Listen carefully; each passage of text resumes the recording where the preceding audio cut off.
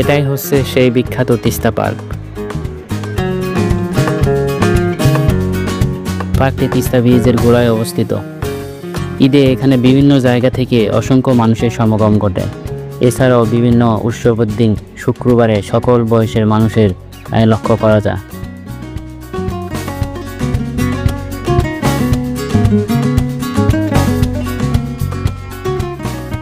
বিশেষ করে তিস্তা ব্রিজকে কেন্দ্র করে এখন তার সাথে সংযুক্ত হয়েছে তিস্তা পার্ক।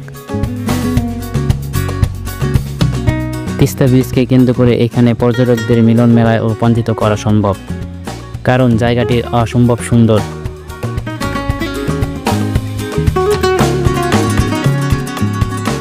তিস্তা নদীর উপরে পাশাপাশি দুটি ব্রিজ, একটি 100 বছরের পুরনো, যা মানুষকে ব্যাপকভাবে আকর্ষিত করে।